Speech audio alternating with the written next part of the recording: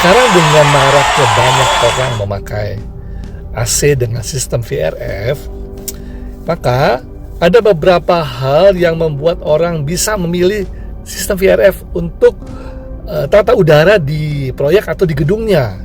Nah, berdasarkan pengalaman, ada beberapa hal, yaitu nomor satu nih, adanya citra rasa estetika gitu. Kalau pada umumnya orang-orang kan memakai single split gitu ya. Nah, kalau sebuah gedung ataupun sebuah proyek yang memang cukup besar, maka kalau memakai single split itu akan banyak terdiri dari odor-odor gitu. Itu odornya akan banyak sekali gitu. Sehingga itu akan mengganggu pemandangan gitu ya, atau estetikanya akan berkurang. Kenapa? Karena odor-odornya itu pasti akan banyak bergelantungan gitu ya di tembok-tembok, di dinding-dinding dari proyek itu.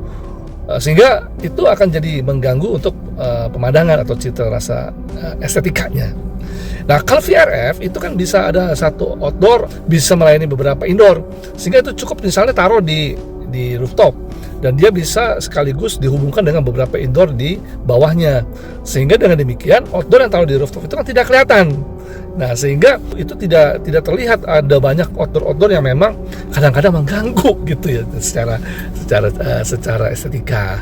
Nah, itu yang pertama. Yang kedua adalah ingin adanya sebuah centralized gitu ya, centralized di mana kontrol tata udara di seluruh ruangan itu bisa dikontrol di satu ruangan atau di satu tempat, misalnya di ruangan operator gitu ya misalnya.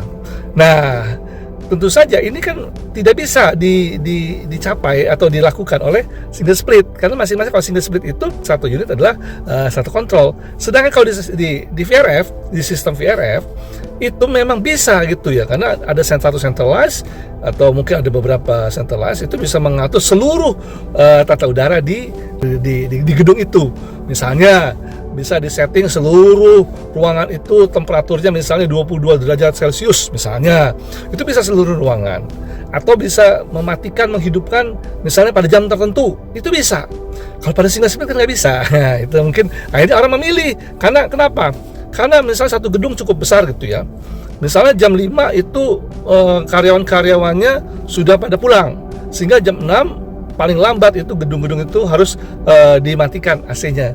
Jadi itu tinggal disetting aja secara otomatis. Nanti setiap ruangan itu akan mati AC-nya karena sudah tidak ada penghuni gitu ya. Atau misalnya masih ada penghuni yang kelupaan gitu ya untuk mematikan AC, itu bisa dimatikan atau di off-kan dari ruangan operator. Nah, itu. Jadi pilihannya adalah seperti itu. Nah, ada lagi orang tuh mau memakai sistem VRF karena dari panjang pipanya. Contoh misalnya satu tempat itu panjang pipanya tuh sampai 100 meter. Nah, dari outdoor sampai indoor tuh 100 meter. Nah, itu kan nggak bisa kalau pakai single split, ya kan? Nah, single split itu kan terbatas panjang pipanya. Nah, satu-satunya jalan adalah memakai sistem VRF gitu. Karena sistem VRF itu dari satu outdoor bisa terkoneksi, bisa satu minimum sampai dengan batas tertentu. Itu lebih dari satu gitu misalnya, itu bisa. Maka orang akhirnya memilih sistem VRF karena masalah di panjang pipa yang seperti itu. Nah, terus selanjutnya apa? Selanjutnya adalah punya dananya gitu. Karena memang ada satu perbedaan secara biaya dari AC single split dibandingkan dengan AC VRF. Nah, kalau para pemilik gedung gitu ya atau pemilik proyek yang memang sudah ada dananya, biasanya mereka tidak mengalami kesulitan untuk menentukan karena memang sudah ada dananya. Tapi bagi orang-orang yang mungkin masih memperhitungkan secara initial cost-nya berapa, maka mungkin ini juga masih diperhitungkan. Tapi kalau memang sudah dipersiapkan dananya, itu akan terjadilah pemilihan melalui sistem VRF.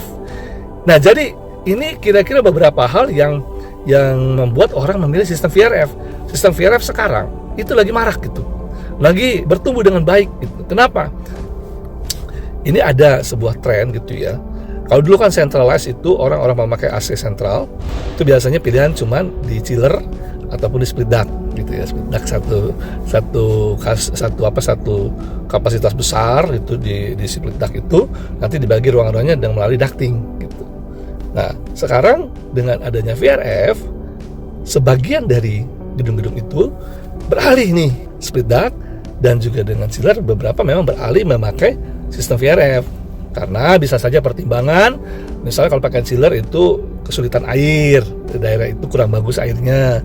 Jadi mungkin sistem VRF bisa menjawab. Jadi kalau ditanya gini, kalau begitu bagusan VRF dong daripada chiller. Yang enggak juga, semua tergantung kebutuhan, ya kan? Kalau mall misalnya kan tidak cara lain adalah memakai chiller gitu. Jadi semua tergantung pilihan, nggak ada yang kalau gitu ini chiller jelek dong, enggak. Chiller itu kalau dia memang di gedung-gedung besar seperti mall itu justru jauh lebih baik pakai chiller dibandingkan dengan VRF. Jadi tergantung sebuah kebutuhan. Seperti tadi saja orang memilih sistem VRF karena ada pertimbangan-pertimbangan tertentu. Begitu.